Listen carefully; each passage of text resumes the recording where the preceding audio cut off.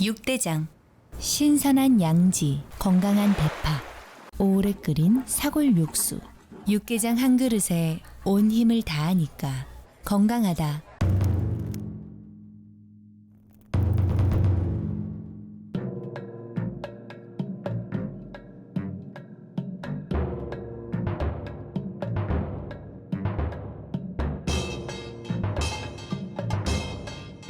육개장은 육대장. 사랑이 샘솟고 웃음꽃 가득한 5월을 라디오 서울이 함께합니다.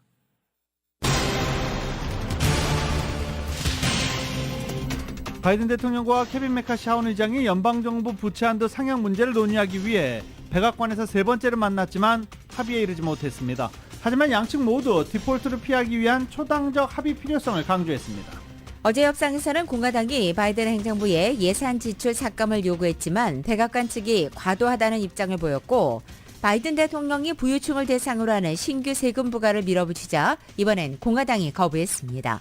채무 불이행 우려가 이어지는 가운데 만일에 대비해 기업들이 단기 미 국채를 팔고 현금 보유 비중을 늘려야 한다는 전문가 조언이 나왔습니다. 베벌리힐스 지역의 로데오 드라이브의 초호화 호텔 건설과 관련해 오늘 주민투표가 실시됩니다. 호텔 건립은 루비동 회장이 추진하고 있고 주민들은 반대하고 있습니다. 알베르토 카발류 LA 통합교육부 교육감이 학업이 뒤떨어지는 학생을 돕는 프로그램이 높은 비용에 비해 효과가 낮다며 예산 삭감을 시사했습니다. 캔디나 과자 같은 특정 화학물질이 함유된 식품의 제조와 유통을 금지하는 법안이 캘리포니아주 상원으로 넘어갔습니다. 백악관 근처에서 어젯밤 유홀 트럭 한 대가 보안 장벽과 충돌했습니다. 사고 원인을 조사 중인 백악관 비밀 경호국은 인명피해는 없다고 밝혔습니다. 트럭에서는 나치 깃발이 발견됐습니다. 인공지능 AI가 만든 가짜 사진으로 금융시장까지 영향을 미쳤습니다. AI가 만든 가짜 사진은 국방부 청사 근처에서 폭발이 발생했다는 것으로서 많은 사람들이 속았습니다.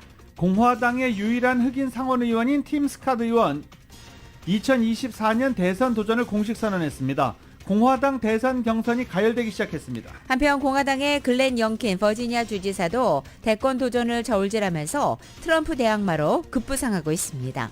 바이든 행정부가 콜로라도 강이 말라버리는 것을 막기 위해 캘리포니아 등 물을 절약하는 주를 금전적으로 보상하기로 했습니다. 실리콘밸리에서 강력범죄가 늘자 정보기술 IT 기업 대표 다수가 실리콘밸리를 떠나고 있습니다. 올 들어 살인사건만 20건이 발생했습니다. 몬태나주가 주 단위로는 처음으로 중국 동영상 플랫폼 틱톡 사용을 전면 금지할 예정인 가운데 틱톡이 소송을 제기했습니다. 세계증권감시기구 국제증권감독기구가 암호화폐와 디지털 시장에 대한 글로벌 통합규제 권고안을 처음으로 마련해 공고했습니다. 한국의 후쿠시마 오염수 시찰단의 시찰에 대해 일본은 오염수 해양 방류의 안전성을 이해시키겠다고 거듭 밝혔습니다.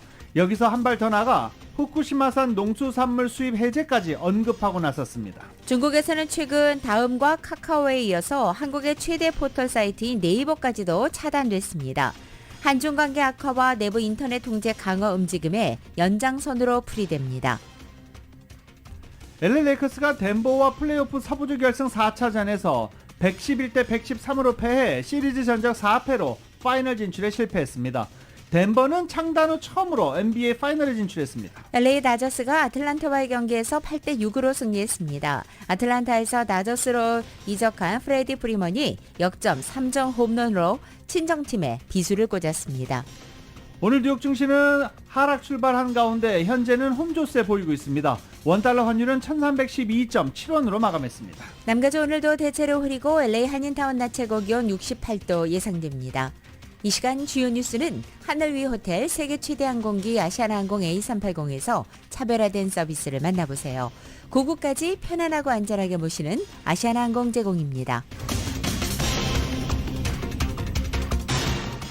여러분 안녕하십니까? 김윤정입니다. 안녕하십니까? 유지승입니다. 2023년 5월 23일 화요일 라디오 서울 모닝 뉴스 2부입니다. 재무부가 경고한 채무불이행 디폴트 날짜는 6월 1일입니다. 이제 일주일도 남지 않았습니다.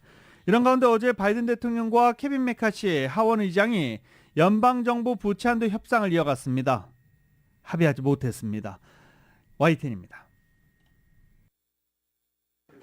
바이든 대통령과 공화당 소속 케빈 메카시 하원 의장이 연방정부 부채 한도 상향 문제 논의를 위해 백악관에서 세 번째로 만났습니다. 바이든 대통령은 모두 발언에서 메카시 의장과의 협상에서 진전을 낙관했습니다.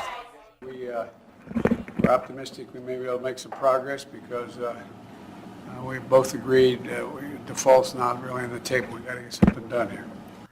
하지만 1시간가량 진행된 협상에서 합의에 이르지 못했습니다. 공화당의 예산 지출 삭감 요구에 백악관은 과하다는 입장을 보였고 바이든 대통령이 부유층 대상 신규 세금을 밀어붙이자 공화당이 거부했다고 로이터 통신은 보도했습니다. 메카시 하원 의장은 협상 후 취재진에게 바이든 대통령과의 협상이 생산적 논의였다고 말했습니다. I felt we had a productive discussion. We don't have an agreement yet, but I did feel the discussion was productive in areas that we have differences of opinion. 미 정부가 추산하는 채무 불이행 디폴트 날짜인 6월 1일을 열흘 남겨놓고 향후 합의 가능성을 열어둔 셈입니다. 공화당은 저소득층 지원을 위한 일부 프로그램 삭감과 내년 정부 지출 규모를 지난해 수준으로 삭감해야 한다는 입장을 고수하고 있습니다. 바이든 대통령은 협상에 유연하다면서도 현재 공화당 협상안은 수용 못한다는 입장입니다. 양측이 합의에 도달하더라도 공화당 극우 성향 의원들은 공화당 부채 한도 법안을 그대로 상원서 처리할 것을, 민주당 극단적 진보 진영은 지출 삭감에 반대하며 바이든 대통령이 자체적으로 부채 한도를 올려야 한다고 목소리를 높이고 있어 내부 단속도 만만치 않은 상황입니다. YTN 이종수입니다. 이 관련 소식 전해드리면서 사상 처음으로 채무 불이행에 빠질 것이라고 경고한 재무부의 경고는 6월 1일, 일주일 정도 남았다라고 계속 말씀드리고 있는데요. 날짜를 정확히 말씀드리면 6월 1일입니다. 제닛 옐런 재무장관이 의회에 세 번째로 서한을 보내서 다음 달 초, 그러니까 6월 1일 미국이 사상 처음으로 채무 불이행에 빠질 것이다 라면서 의회에 부채 한도 증액을 촉구하기도 했습니다. 부채 한도를 상향하지 못하면 어떤 일이 벌어지는가? 궁금해하시는 분들도 많으시죠. 일단 부채 한도를 상향하지 못하고 채무 불이행에 빠지게 되면 연방정부는 자금 지급 우선순위를 두고 고민에 빠집니다. 국채를 매수한 채권자들에게 이자를 우선적으로 지급하기 위해서는 정부가 공무원, 군인 연금 지급을 미루고 사회보장 지출 금액도 줄여야 합니다. 연방 근로자들이 일시 해고되거나 무급휴직에 들어가는 방안도 거론되고 있습니다. 스위스 투자은행 UBS는 이 경우 올 3분기 미국의 GDP 성장률이 2% 마이너스를 기록하고 4분기는 이보다 더 악화할 것이라고 전망했습니다. 무디스의 수석 이코노미스트 마크 잔디는 미국의 디폴트 일주일만 이어져도 미국인 150만 명이 일자리를 잃게 되고 올 여름까지 길게 지속된다면 약 1,000만 명이 일자리를 잃게 될 것이다 라고 전망했습니다. 주가는 급락하고 10조 달러가 미국 시장에서 날아갈 것이다 라고 예측했습니다. 디폴트가 계속 이어졌을 경우 아니고요. 이 미국의 채무불이행 사태가 딱 일주일만 벌어져도 10조 달러가 날아가고 최대 1,000만 명이 일자리를 잃게 될 것이라는 것입니다. 또 미국의 이런 국채 시장이 흔들리면 세계 경제 타격도 불가피합니다. 재무부가 발행한 국채는 24조 달러에 달합니다. 미국의 국채는 가장 안전한 투자라는 인식이 강해서 많은 나라들이 국채를 보유하고 있습니다. 일본이 1조 877억 달러 규모의 미국 국채를 보유하고 있고 중국이 8,693억 달러, 영국이 7,140억 달러치의 미국 국채를 보유하고 있습니다. 한국도 1,000억 달러치 미국 국채를 보유하고 있습니다. 게다가 하루 약 4조 달러가 오가는 환매 조건부 채권 상품의 가격 책정 기준이 미 국채인 만큼 세계 시장에 미치는 파장 또한 클 것으로 전망됩니다. 달러 가치가 요동치면서 혼란이 가중될 것은 불보듯 뻔하기 때문입니다. 이 미국의 채무불이행, 미국의 디폴트 사태는 각국의 국채 위험성을 부각시키면서 투자자들의 우려를 키우고 결국 공공부채는 물론 주택담보대출, 이 모기지 금리까지 상승시킬 것이라며 하루아침에 모든 미국 내 대출 상품 비싸질 수 있다라고 전망하고 있습니다. 미국 가정들이 높은 인플레이션 파고의 직격탄을 맞고 있는 것으로 나타났습니다. 살림살이가 나빠졌다는 사람은 10년 만에 최악으로 나타났고 일하는 시간을 늘리거나 쇼핑을 꺼리는 움직임도 감지됐습니다. 이런 동향은 연준이 2013년부터 작성한 연례 보고서회를 통해 나타났습니다. 연준이 대표 표본인 11,775명을 대상으로 지난해 10월에 실시한 조사 결과로 어제 공개된 것입니다. 미국의 소비자 물가지수 CPI는 지난해 2월 1980년대 초반 이래 가장 높은 9.1%까지 치솟았다가 이후 낮아져서 지난해 10월에는 7.7% 기록했고 지금은 4.9% 수준입니다. 보고서에 따르면 살림살이가 나빠졌다고 응답한 사람은 35%로 치솟아 1년 만에 15%포인트 증가했고 이것은 연준이 이 같은 질문을 시작한 2014년 이후 최고치입니다. 전체적으로 가계 재정 사정이 괜찮다거나 편안하게 살고 있다는 응답은 73%였습니다. 이것은 기록적으로 높은 수치였던 전년도 78%에서 5%포인트 하락한 수치입니다. 또 비상시에 쓸 현금 또는 신용카드처럼 현금에 상응하는 돈 400달러를 갖고 있다고 응답한 사람은 63%로 이것 역시 최고치였던 2021년도 68%보다 5%포인트 떨어졌습니다. 일하는 시간을 늘리는 것과 함께 은퇴 이후 대비도 부족해지고 쇼핑도 꺼리는 경향도 나타났습니다. 응답자의 약 18%는 수입을 더 올리기 위해서 노동시간을 늘리거나 부업을 하고 있다고도 답변했습니다. 일하고 있는 사람들 사이에서 은퇴를 대비한 저축이 제대로 되고 있다는 응답은 3명 중 1명에도 미치지 못하는 31%로 떨어졌습니다. 1년 전만 하더라도 40%를 기록한 바 있습니다. 또 응답자 거의 3분의 2는 물품 구매를 늦추거나 또 쇼핑할 때 더 값싼 쪽으로 바꾸고 있다고도 밝혔습니다. 노동력 부족 현상은 계속되고 있는 미국에서 외국 출신 노동력의 비율이 27년 만에 최고치를 기록한 것으로 나타났습니다. 노동부 통계를 인용해 월스트리트저널이 발표한 보고서를 보면 노동자 비율이 2021년 17.4% 외국인 노동자 비율이 지난해 18.1%로 상승했다고 보도했습니다. 지난해 미국에서 고용됐거나 일자리를 찾고 있는 외국 출신 노동자의 수는 2,980만 명으로 전년에 비해 180만 명이 증가했습니다. 고용시장에서 외국 출신 노동자 진출이 늘어난 것은 코로나 사태 때문입니다. 베이비붐 세대의 조기 은퇴 분위기가 확산하면서 다양한 산업 분야에서 노동력에 대한 수요가 늘었다는 것입니다. 비어있는 자리를 채울 만큼 미국 인구가 충분히 늘어나지 않았기 때문에 이민자를 포함한 외국 출신 노동자들에게 기회가 돌아간다는 것입니다. 현재 미국의 16세 이상 노동 가능 인구 중 구직 활동에 참여하는 비율은 코로나 사태 이전보다 낮은 수준입니다.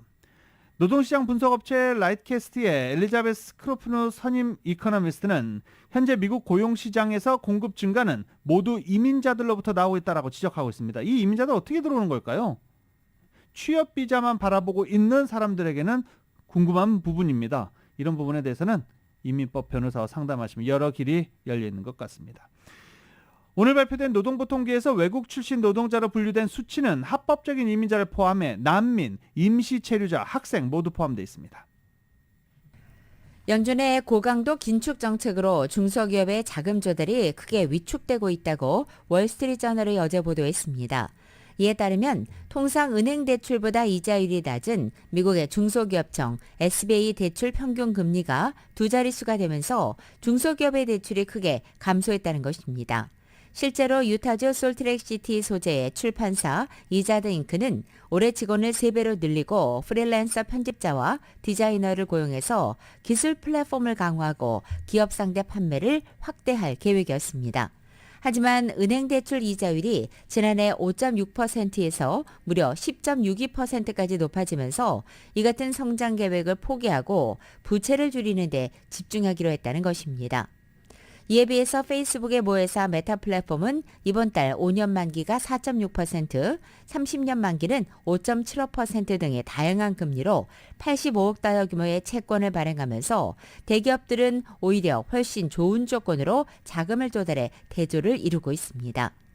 이처럼 대기업은 채권을 발행해서 자본시장에서 자금의 대부분을 조달하는 대신 2020년 2월부터 지난해 말까지 미국 내 일자리 창출을 주도하고 있는 중소기업은 주로 은행 대출에만 의존해왔고 올해 들어 은행 대출이 매달 감소하고 있다는 설명입니다.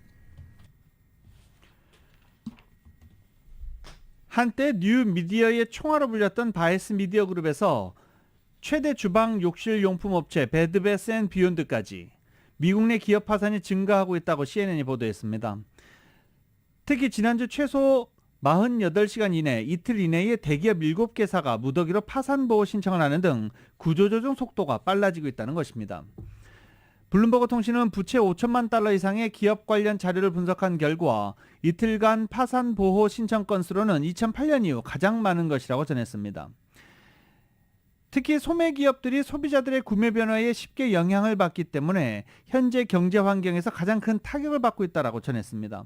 실제로 파티용품 소매점 파티시티, 그리고 가정용품 할인 유통업체 튜스데이 모닝, 웨딩드레스 업체 데이비즈 브라이덜 등 많은 소매점이 파산 보호 신청을 했습니다. 재정 상태가 취약한 기업들은 내년에도 계속 고통받을 것으로 전망되고 있습니다.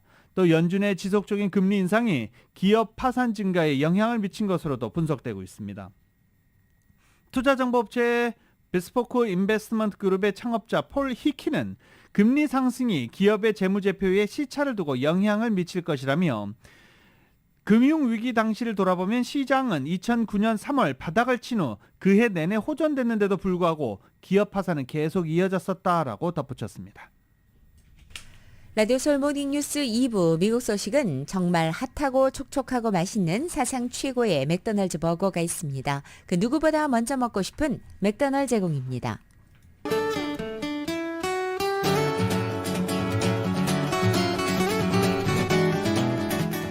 5월 23일 화요일 남가주의 날씨입니다. 오늘 출근길 옷차림 보다 따뜻하게 챙겨 입으시기 바랍니다. 이 시각 현재 남가주 대부분 지역 짙은 구름으로 흐려있고 간간히 안개비도 뿌리고 있습니다. 오늘 낮 기온 어제보다 각 지역에 따라 4도에서 10도가량이나 뚝 떨어져 남가주 대부분 지역 낮 최고 기온 70도 내외에 그쳐서 내년 기온을 밑돌겠습니다. 수요일인 내일과 또 이번 주말을 지나 다음 주 중까지도 남가주 지역은 오전에 흐리고 오후에 반짝 해가 나는 준 굴름 현상이 반복되겠습니다. 낮 기온도 당분간은 70도를 밑돌아서 서늘한 기온이 이어지겠습니다. LA 한인타운의 오늘 낮 최고 기온 68도, 밤 최저 기온은 59도, 오렌지 카운티 지역도 68도, 59도, 밸리와 일랜드 엠파이어 지역은 72도, 55도, 해안 지역 65도, 57도 예상됩니다. 한국도 오늘 전국이 흐리겠습니다. 서울의 오늘 아침 최저 기온은 56도, 낮 최고 기온은 79도로 예상돼서 LA보다 따뜻하겠습니다. 라디오 서울 모닝뉴스 2부 이 시간은 1250만 불 교통사고 최고 보상, 교통사고 전문 천재 변호사 리차드 호프만, 신용의 상징 유한양행 건강식품과 누구나 젊어지는 얼굴 피부과학 셀리온, 메디케어 시니어를 위한 전문의 허가가 아주 빠른 한인 최고 최대의 서울 메디칼 그룹, 총 20억 달러의 승소, 크고 작은 교통사고와 상해 브라이언 타필라와 시질러, 고객 한 분 한 분과의 릴레이션십을 생각합니다. 당신의 든든한 금융 파트너 CBB뱅크 공동 제공입니다.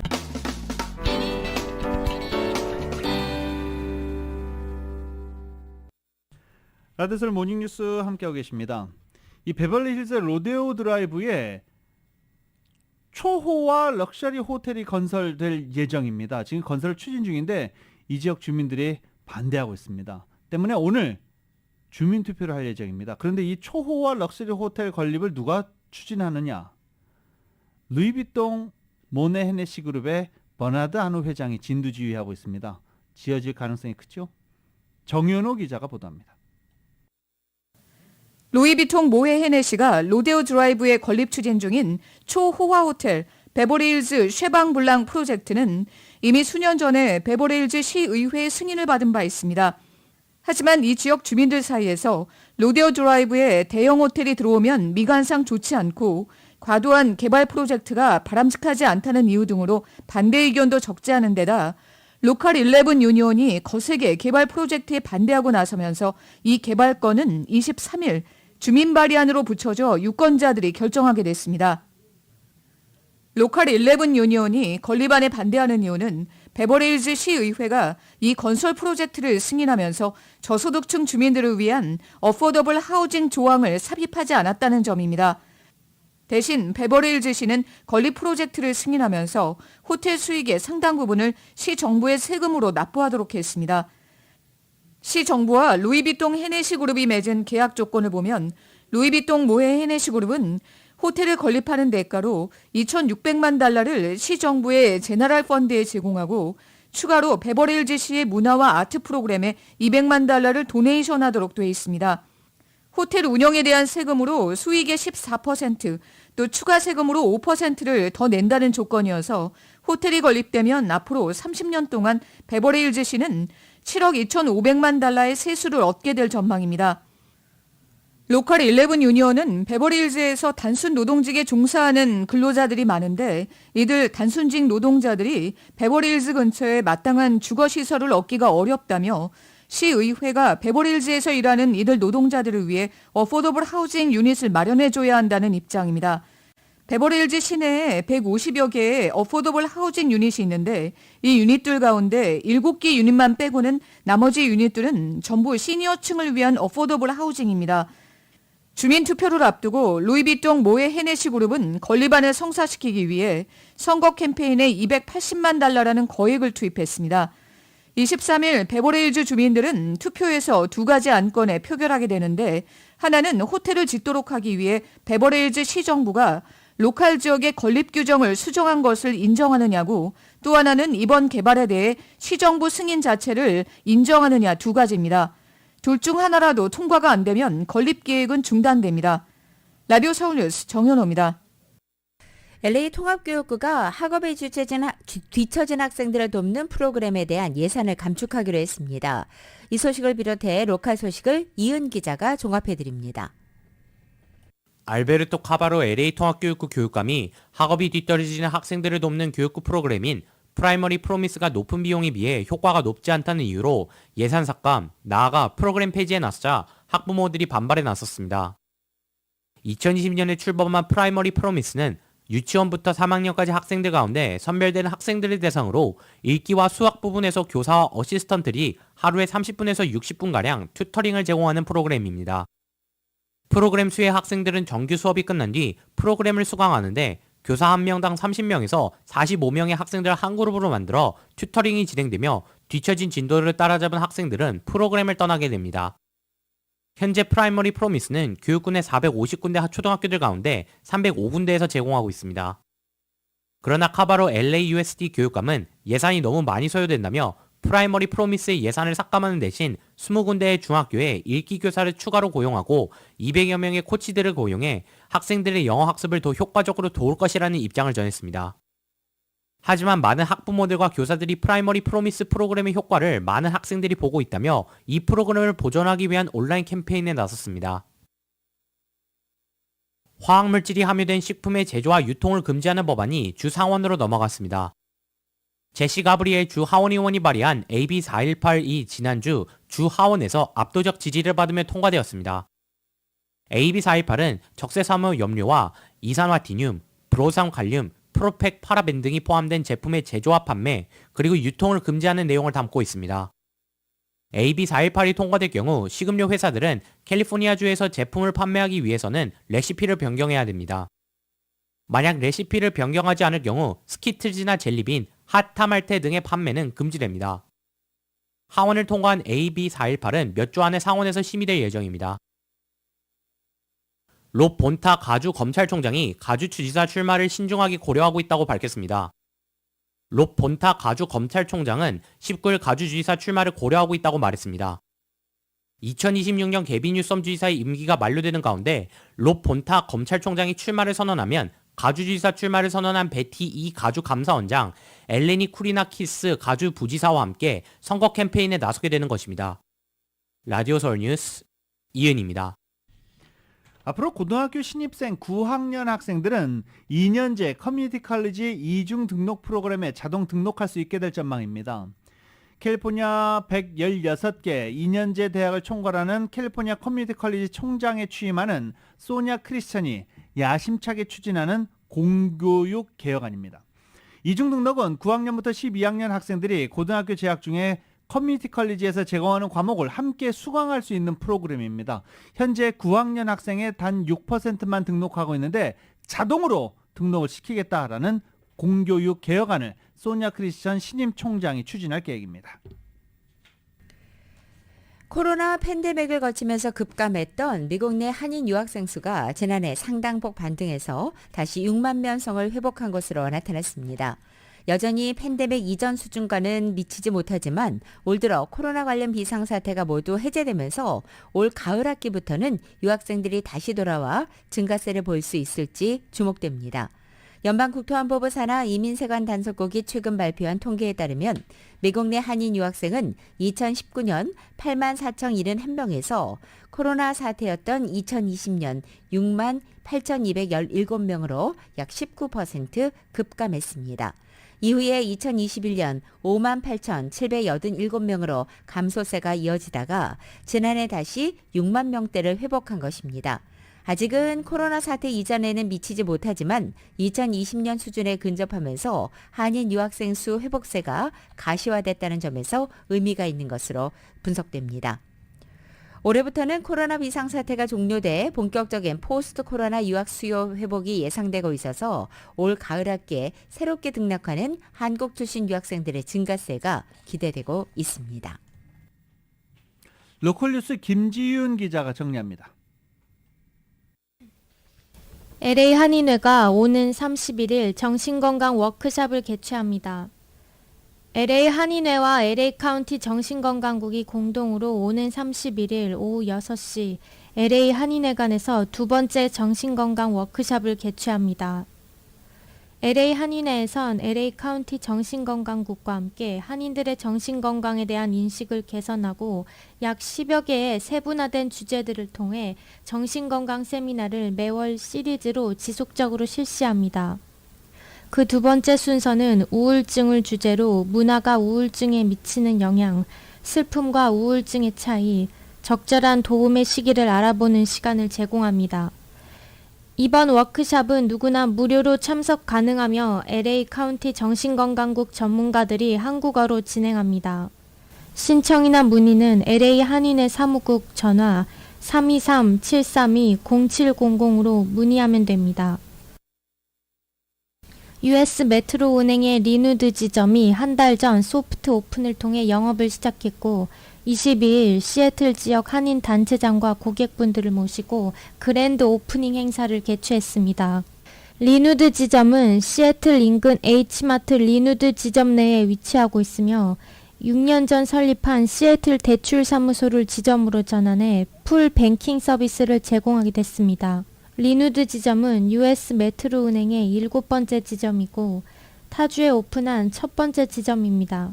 US 메트로 은행 리누드 지점을 맡은 조혜영 지점장은 시애틀에 있는 한인은행에서 18년 넘게 은행 경력을 쌓은 베테랑 지점장입니다. 조혜영 지점장은 US 메트로 은행의 투철한 고객 중심 서비스 마인드와 차별화된 금융 기법을 통해 시애틀 한인 경제에 활기차고 획기적인 동력을 제공하겠다고 밝혔습니다. 15일부터 가주의 메가버스 운행이 재개됐습니다.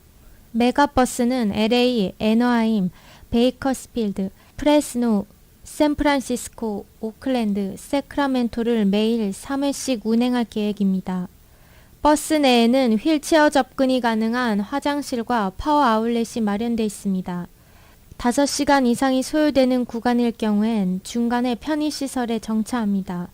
버스 티켓은 사전에 웹사이트 us.megabus.com에서 구매해야 하고 좌석 예약도 가능합니다. 라디오 서울 뉴스 김지윤입니다.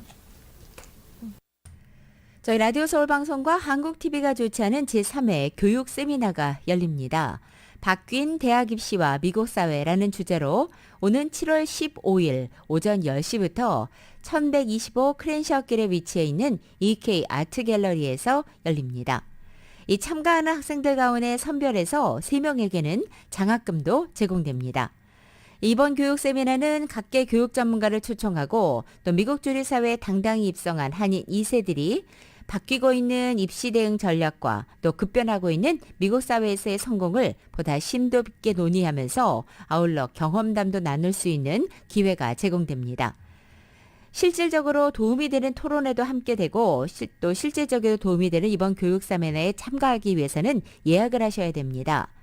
교육 세미나 참여는 전화 213-471 9515 213-471 9515번 사업국으로 미리 예약하시기 바랍니다.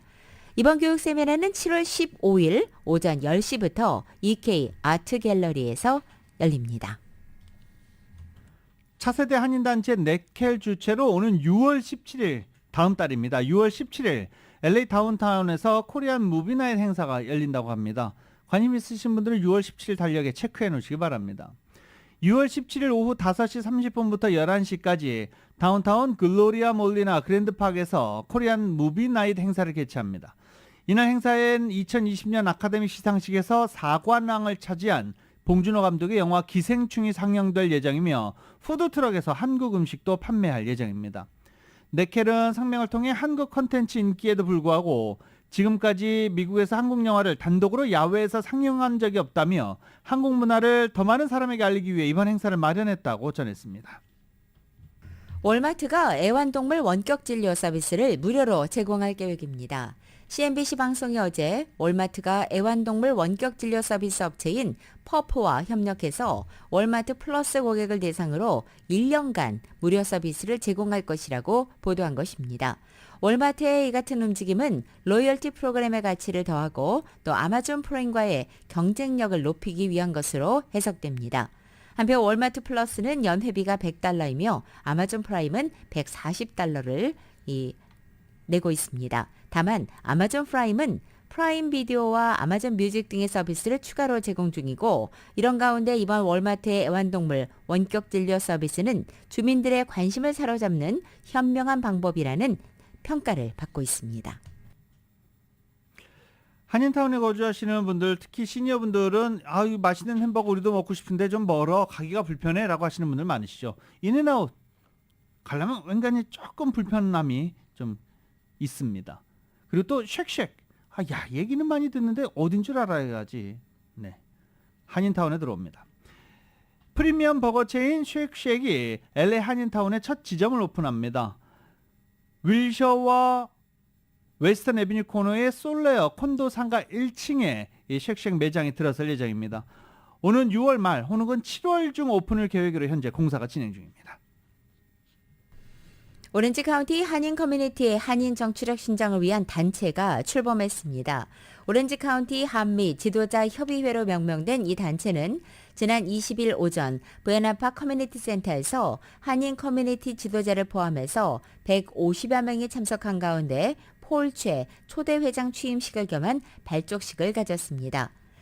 폴최 신임 회장은 미주 한인 정치 1번지인 오렌지 카운티에서 한인 정치력을 한층 더 키워야 한다는 것에 공감해서 이에 부응하기 위해 창립하게 됐다며 앞으로 정파를 초월해 한인 또 친한파 그리고 타인종 정치인을 많이 배출하기 위해 자격을 갖춘 정치인을 체계적으로 돕는 일에 앞장서겠다고 말했습니다. 라디오솔 모닝뉴스 함께하고 계십니다. 라디오솔 모닝뉴스 함께하고 계십니다. 워싱턴 DC 근처의 라파에트 광장에 유홀 트럭 한 대가 보안 장벽에 충돌했습니다. 충돌로 인한 인명피해는 없었지만 해당 트럭 운전자가 고의로 보안 장벽을 들이받았을 가능성을 현재 배제하지 않고 조사에 착수 중입니다. 트럭 운전자는 첫 번째 충돌 이후 곧이어 보안 장벽을 재차 들이받았습니다. 사건 발생 직후 현장 근처 일부 도로, 보행자 도로 폐쇄됐고 인근의 댐스 호텔에서는 대피가 이뤄지기도 했습니다. 비밀 경호국은 백악관 인력 중 다친 사람은 없으며 충돌의 원인과 방식을 계속 조사하고 있다라고도 밝혔습니다. 수사관들은 당시 트럭 안에서 나치 깃발을 발견했다고 목격자 진술을 토대로 전하기도 했습니다. 이 트럭 안에는 트럭 뒷문을 원격 제어 로봇을 투입해 조사했지만 짐 수레 외에 특별한 화물은 없었다고도 덧붙였습니다. 인공지능 AI로 만든 가짜 사진이 돌아서 어제 미국 금융시장에 잠시 영향을 줬습니다.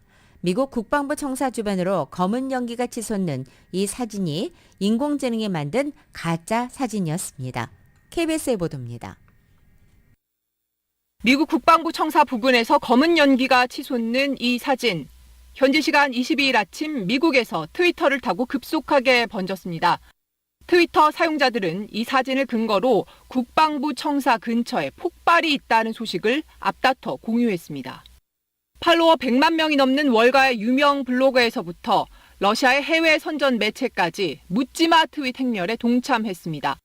급기야 인도의 주요 방송국 중 한 곳은 이 사진을 근거로 폭발 소식을 보도했다가 정정하기도 했다고 미 CNN은 전했습니다. 전문가들은 이 사진이 AI, 즉 인공지능으로 합성한 가짜일 가능성이 크다고 보고 있습니다. AP통신 등은 전문가 분석을 토대로 일반적으로 AI가 생성한 이미지에서 발견되는 결함이 있다고 보도했습니다. 담장이나 건물 모양이 실제와 다르다는 겁니다. Obviously, this is something that you can't tell the difference if you're seeing something on Twitter. We talk all the time about social media platforms. Every story is flattened. You can't tell where it comes from or who is producing it. This is a perfect case in point. 파장이 커지자 현지 소방 당국까지 해명에 나섰습니다. 국방부 청사나 근처에서 폭발이나 사건이 아예 없었다고 한 건데 이미 금융시장까지 파장이 미친 후였습니다.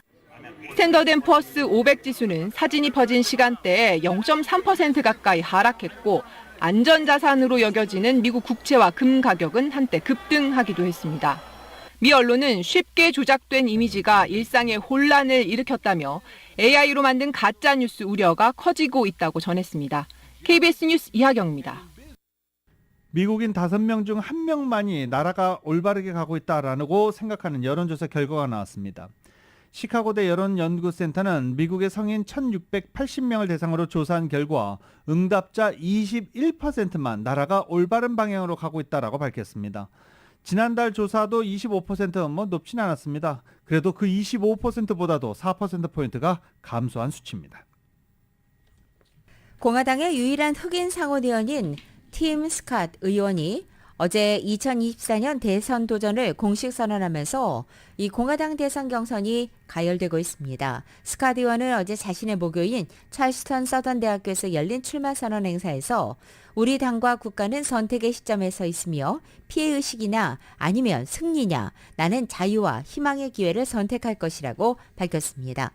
공화당 내 유명한 흑인 정치인인 그는 자신의 존재 자체가 공화당에 대한 민주당의 공격 논리를 악화하고 있다는 취지로 설명하면서 나는 극좌파들이 가장 두려워하는 후보라고 강조하기도 했습니다. 금융서비스 분야 출신의 스캇 의원은 연방하원 의원으로 재직하다가 2013년 남부지역 출신으로는 1880년대 이후 첫 번째 흑인 연방 상원 의원이 됐습니다. 법에 따라서 당시 니키 헬리 사우스캐롤라이나 주지사의 지명으로 상원의원이 된 그는 2014년 특별선거에 이어서 2016년과 2022년 선거에서 승리했습니다. 몬태나주가 주 단위로는 처음으로 틱톡 사용을 내년부터 전면 금지할 예정인 가운데 틱톡이 소송을 제기했습니다. 틱톡은 우리가 승리할 것이다 라고 얘기했는데 틱톡 금지법이 표현의 자유를 침해하는 위헌이며 중국 정부가 사용자 데이터에 접근할 수 있다는 근거 없는 추측을 토대로 하고 있다라고 비판하며 소송을 제기했습니다. 인디아나주에 있는 한 주택에 있던 오래된 수류탄이 터져서 40대 남성이 숨지고 자녀 2명이 다쳤습니다. 인디아나 레이크 카운티 보안관실에 따르면 지난 20일 오후 6시 30분경 크라운 포인트시에 있는 한 주택에서 한 가족이 할아버지의 유품을 살펴보던 중에 수류탄 하나를 발견했고 가족 중에 한 명이 이 수류탄의 안전핀을 잡아당겼습니다. 이에 수류탄이 폭발해서 47살의 브라이언 니더트가 그 자리에서 사망했으며 14살과 18살인 그의 자녀는 파편에 맞아 병원에 이송됐습니다. 이 수류탄이 언제부터 집에 보관돼 있었는지 그리고 사고 당시에 누가 안전핀을 잡아당겼는지 구체적인 사고 경위는 파악되지 않고 있는 상태입니다.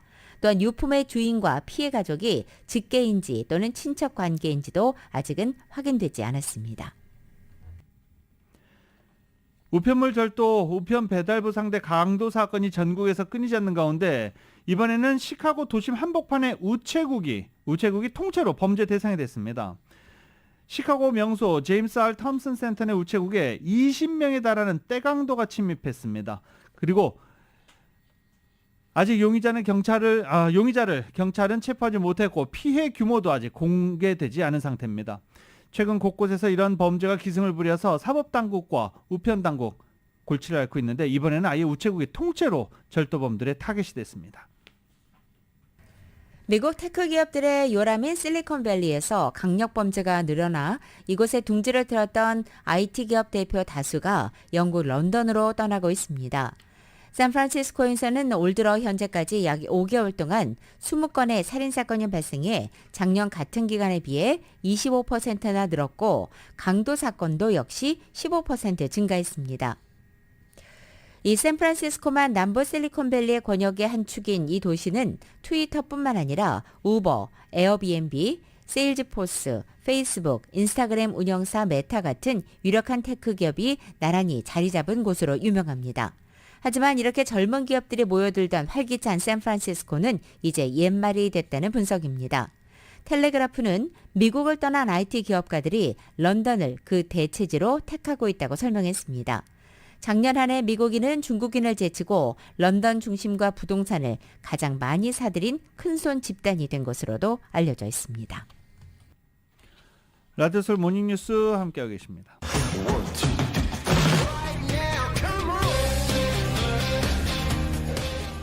라디오솔 모닝뉴스 스포츠 소식입니다. 스포츠 소식은 전문가가 추천하는 이민법과 가정법 전문 재인정 종합법률사무소 제공입니다. 어제 레이커스 패에서 속상하신 분들 상당 많으시죠. 레이커스 17번이나 NBA 파이널 우승을 했습니다. 덴버는 창단 후 한 번도 파이널 진출도 못 해봤던 팀입니다. 그냥 박수 보내주시죠. 네. 어제 서부조 결승에서 덴버 너기츠가 로스앤젤레스 레이커스를 113대 111로 꺾고 4전 전승 4연패로 NBA 파이널에 진출했습니다. 덴버가 챔피언 결정전 NBA 파이널에 진출한 것은 팀 창단 이후 47년 만에 처음입니다.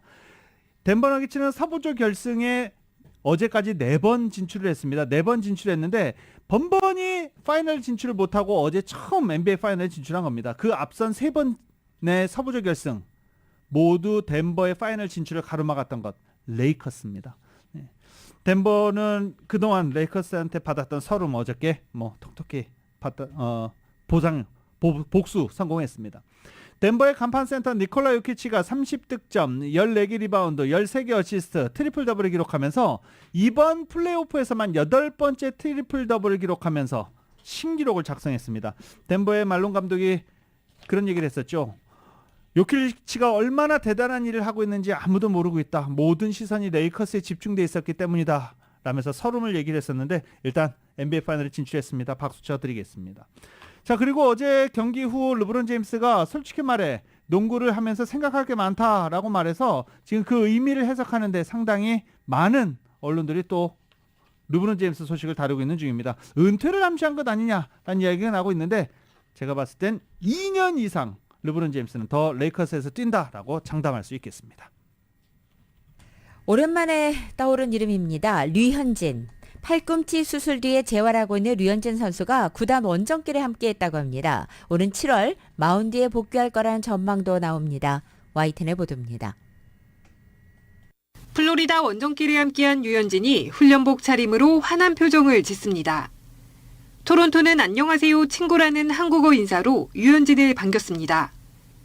지난해 왼쪽 팔꿈치 인대 수술을 받고 재활에 힘써온 류현진.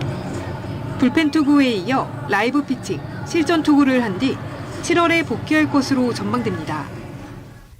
다음 달 US 오픈에서 골프 왕제 타이거 우즈를 볼 수 없게 됐습니다. 우즈는 미국 골프협회가 발표한 예선 없이 출전하는 선수 명단에서 빠졌습니다. 재작년 차량 전복 사고 당시에 다친 오른쪽 발목 치료를 위해 지난달 수술대에 오른 타이거 우즈. 재활이 길게는 석 달까지 걸릴 전망이어서 7월 디오픈 출전도 불투명합니다.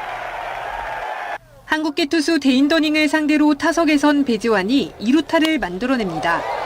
후속타 불발로 점수로 이어지진 않았지만 피츠버그는 7회에만 5점을 뽑아내며 텍사스를 꺾었습니다. YTN 이지은입니다. LA 다저스가 어제 애틀랜타 브레이브스와 원정 경기를 가졌는데 애틀랜타 브레이브스 원정 경기 갈 때마다 애틀랜타에서 큰 박수 받는 다저스 선수가 있죠. 프레디 프리먼입니다. 근데 어제는 않았을 것 같습니다.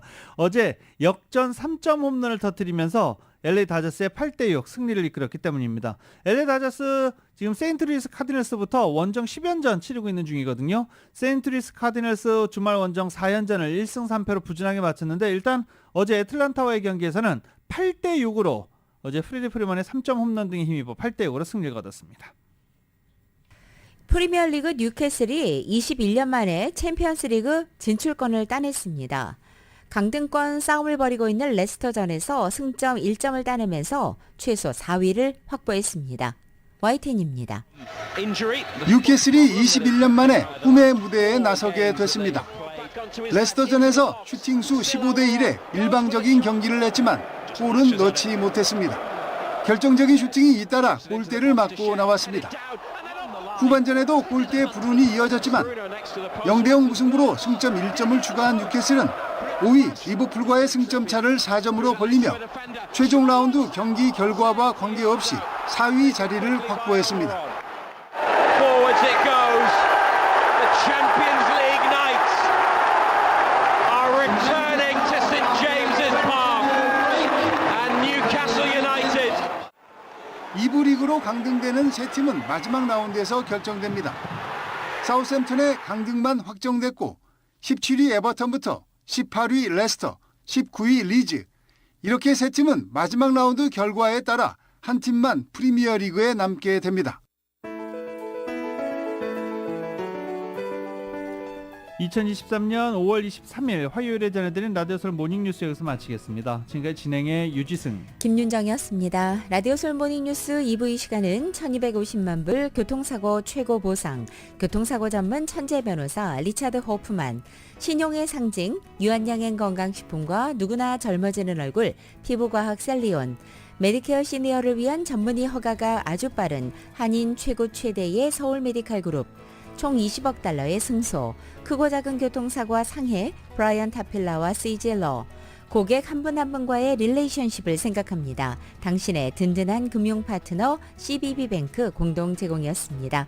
잠시 후 9시에는 강희신의 오늘의 미국이 방송됩니다. 함께해 주신 여러분 고맙습니다.